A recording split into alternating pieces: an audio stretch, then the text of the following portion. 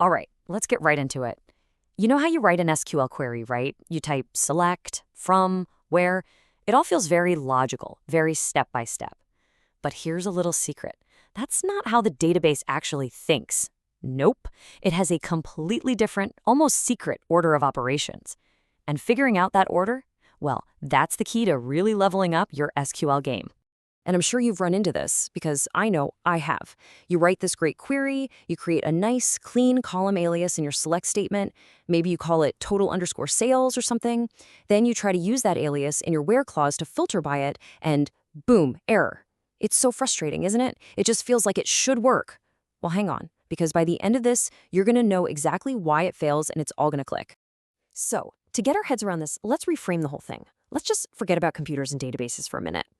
I want you to imagine you're giving a research request to like a hyper-efficient librarian. This librarian is incredibly smart, incredibly fast, but also super literal. They follow the rules to the letter. Your SQL query, that's your request slip.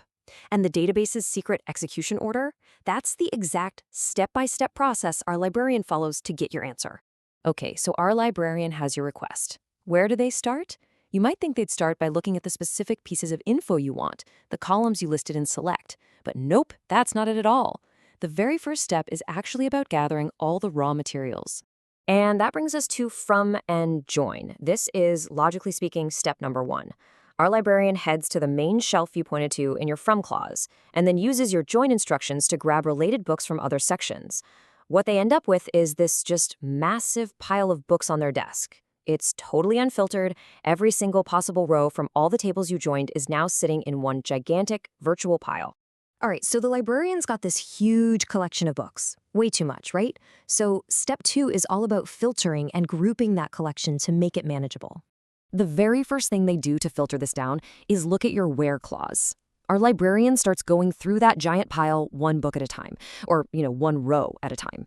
They check, does this book match the criteria? If yes, it stays. If no, it gets tossed aside. Now, this is absolutely crucial to remember. Where filters individual rows before anything gets grouped together. Okay, so now we have a slightly smaller pile of books. They're still individual items, though. This is where group by comes in. The librarian takes all the books that made it past the where filter and starts sorting them into separate piles based on something they have in common. Like, say, all the books by one author go in this pile, all the books from one genre go in that pile. The individual rows are now collapsed into these summary groups. And right after that comes having.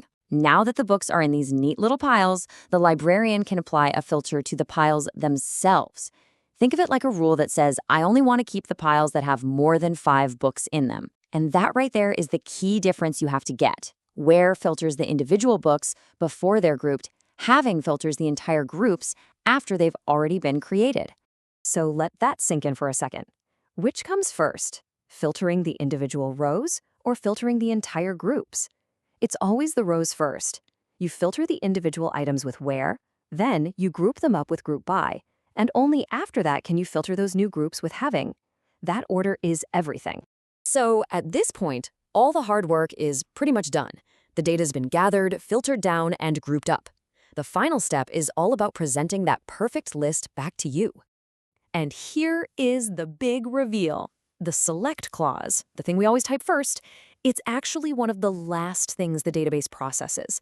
It's only now, after all that filtering and grouping is done, that our librarian finally looks at the remaining piles and writes down the specific info you asked for. The columns. And this is the exact moment that your column aliases finally come into existence. So once that list of columns is written down, if you use the distinct keyword, a very simple thing happens next. The librarian just gives the list a quick scan and crosses out any rows that are perfect copies of each other. Super simple, just ensures every row you get back is unique. All right, the list is final, it's unique. Now it's time for order by. The librarian takes that final list and sorts it exactly how you asked, maybe alphabetically by name or from newest to oldest. It makes sense that this happens so late, right? You can't really sort something until you have the final results to work with. And at the very, very end of the line, we have limit. If you asked for it, the librarian takes that fully sorted list and just hands you the top part you wanted. The first 10 entries, the top 5, whatever. And with that, the request is complete. So let's do a quick recap of the whole secret process. Step 1, from and join to gather all the data. Step 2, where to filter individual rows. Step 3, group by to put those rows into piles. Step 4, having to filter those piles. Step 5, select to finally pick the columns. And the very last step, 6, order by and limit to sort and trim the final result. That's the secret order. Okay, so now that we know the librarian's secret process, let's go back to that mystery from the beginning. Let's solve why this order actually matters so much. And here it is, the aha moment. The reason your column alias doesn't work in the where clause is because the where clause runs way back in step 2. But your alias, that doesn't even get created until the select clause runs in step 5.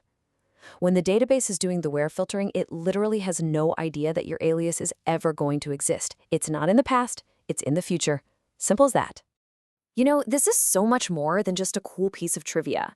Understanding this order is a game changer. It helps you write way more efficient queries because you'll know to use where to get rid of millions of rows early before the database has to do any heavy lifting. You'll debug weird results in seconds, not hours. It's also the bedrock for understanding really complex stuff like subqueries and CTs. Honestly, it's the difference between just writing SQL and actually thinking in SQL. So I want you to think about this for a sec. Now that you know the librarian's secret process, how is that going to change the way you write your next complex query? Because now you have this mental model, right? You can picture the librarian working behind the scenes, gathering, filtering, grouping, and then presenting. It's a tiny shift in how you see things, but I promise you, it makes a world of difference.